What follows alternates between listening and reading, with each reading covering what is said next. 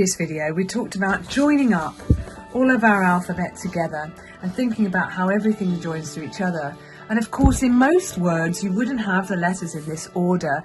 So joining together your alphabet in the alphabetical order every single time is going to not prepare you for joining up real letters in real words. And what's super important to think about is when you do form words, the brain naturally makes links if it doesn't quite recognise any particular letter, and we'll still read the whole word. So if you think, for example, that you're having trouble making your C's look any good, or your J's don't quite look right, I wouldn't worry too much about it, because in the middle of a word, if all your other letters are readable, generally people's brains tend to understand what you wrote. Now today I just want to talk about 3 very specific letters. I want to talk about the letter F, the letter R, and the letter Z. The reason I want to talk about these is I personally feel that the second that you change your F, your R, and your Z to the way that we can do if we wish to, it instantly takes your handwriting into the arena of a real craftsperson. Let me show you what I mean. So normally we might do the letter F like this, which is fine. If you're not joining anything up, that's completely fine. However,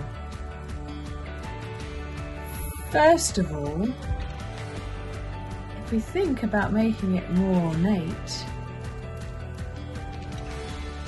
instantly it takes your F's to another level. So the letter F, I generally tend to always now write, instead of like this, which is the traditional way we probably would have been taught, I always insert F's like this now. Now it takes a while to get going with it, but after a while you do it automatically. So just to break this letter down, I loop up and away, down, and then I join it back in at the waist and come out again. And that's how I always do my F's now. So, up and away, down, and back in at the waist. Hopefully,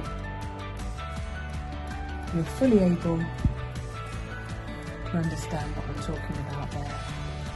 And you see the difference between writing it like this and this. It's almost a difference between young and grown up in my eyes. So I said I'd also talk about the letter R. So the letter R, you're probably mostly used to writing like this. So that can be the right way to do it. There's nothing wrong with that.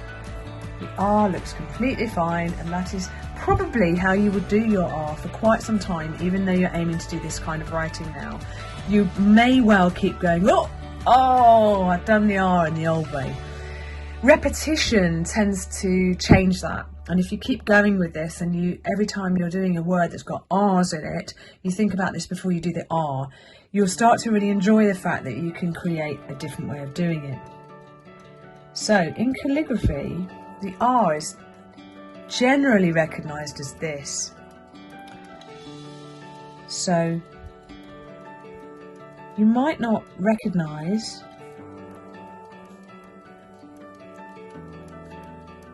and think, whoa, that's a funny squiggle that you've just done there. But actually, now you see the whole word, it does make sense. The trouble is, when you start doing your R like this, you will think, oh, it looks weird. And you might be right, because you might not quite get it right first of all, but after some time of practicing it in the same way, up and away, a little pinch and out, and you keep doing it like that, you'll end up in a really great place. Now I'm using a calligraphy pen today to show you this demo. You can equally practice this by using a regular standard pen. So when we did the alphabet before and I got to the R, we went P, we did a Q, and then a little loop, pinch and out, and we went on to the S. So you'll notice I already did do that in the alphabet that we did before. So you can practice your R's with a normal pen or a calligraphy pen, it doesn't really matter, or even a pencil. So P, Q, loop, pinch.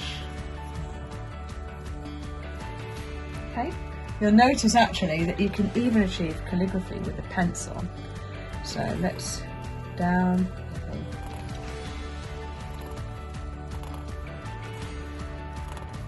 How about that? Something you can move on to doing later on. So you see, you don't necessarily need to do it with a pen. So F's and R's, if you can do them like this, so we'll do it one more time for you. We'll do it with the pencil so that you're clear. The F is, starting from the line, is up and away, down and up to the waist and out. And then the R is up with a loop and a pinch, and then on. Okay? So up and away and in at the waist. The R is up and a loop with a pinch. Okay? If I were you, I'd find some words that include the letters F or R, or start with the letters F or R, and practice them so you can practice your F and your R's. I did promise you the Z as well, but that's a simple one.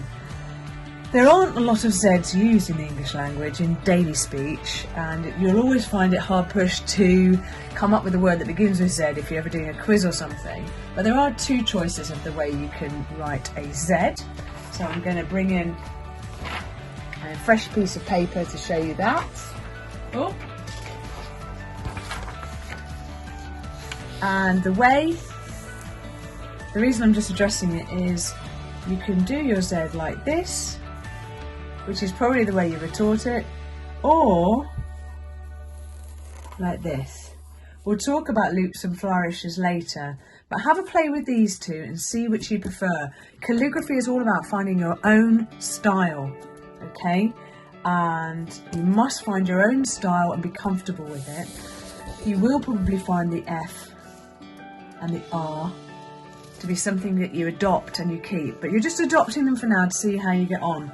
This F and this R are very difficult to join.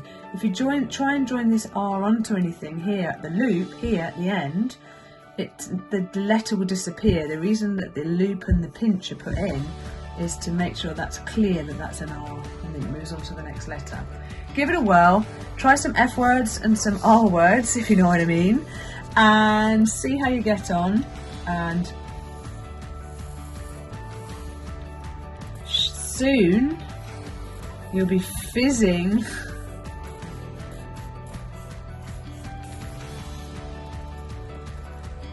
with the rest. Join me for my next video and see how you get on with this.